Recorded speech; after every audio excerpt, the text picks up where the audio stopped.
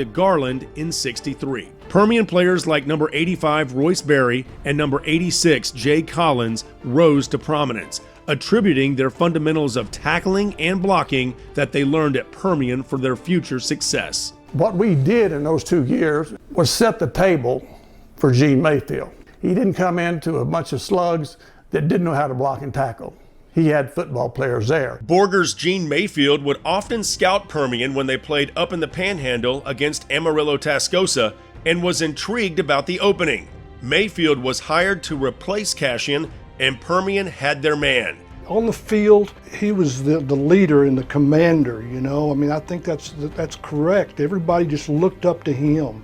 The Monaghan Sandhills State Park has been compared to the Sahara Desert due to its 200 square miles of powdery sand, but it was no walk in the park for the Permian Panthers in the 1965 season, who voluntarily showed up in the summer to get into shape for Gene Mayfield's off-season conditioning program. Running up and down the Sandhills was the hardest thing I think I've ever done in all of my training, including everything at Arkansas. The Monaghan Sandhills was a training program that was voluntary. Your feet would sink down with shoes on, and running up and down those hills, of course coming down was a lot easier than going up. It turned out to be a bonding experience. But I remember running until I felt like I just couldn't run anymore. We had no idea what we were getting into, you know. We just thought it might be fun, you know, but it wasn't much fun. It strengthened their legs a little bit, but probably most of all, it strengthened their reserve. Panthers on three! 1, 2, 3, Panthers! The Panthers defeated Tascosa in Week 1 14-6, but dropped the defensive battle with Lubbock Monterey 7-6 the following week. Permian responded with a 27-6 victory over El Paso Eastwood, and then rattled off 7 straight wins, including a hard-fought 8-7 victory over San Angelo Central. This defensive showdown came down to a faked conversion that place kicker David Byerly wasn't even aware of.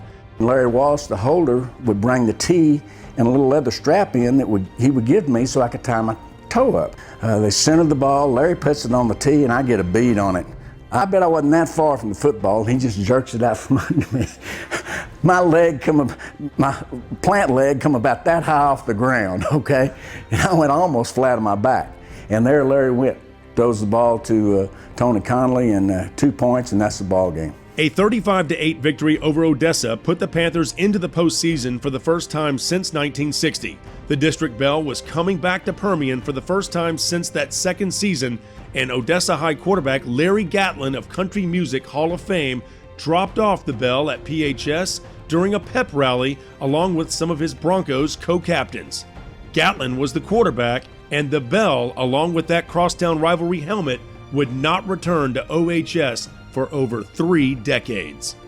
Everybody strove to have that championship bell, and then we'll paint the carriage the color of their school, and for the next year you had the bell until the district champion was decided the next year. And to have Gatlin be the one that came over. Larry had gone to junior high with a lot of the players on our team. Rare footage shot by the McCord family shows 8mm film in color as Permian defeated El Paso Bel Air 14-7 in the bi-district round. The coaches, they scouted the other team and they had us prepared well.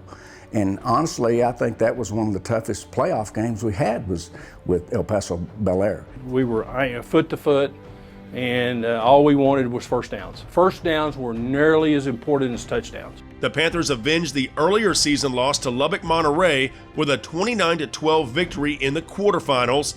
Permian outscored Texarkana 28-21 in the state semifinals before squaring off with San Antonio Lee for the state title. Glenn Halsell, Billy Dale, and Richard Denard were all state players who were instrumental in the team's success. Permian won 11-6 in San Angelo against Lee and were crowned state champions. We were able to cobble together a 13-1 season and win that first state championship for Permian. It started that long 30-plus year run in which Permian dominated much of high school football. It was a great step in my life to come to Permian and have all the wonderful players and fans, and of course winning the first championship of my career. Winning that first one was a big deal.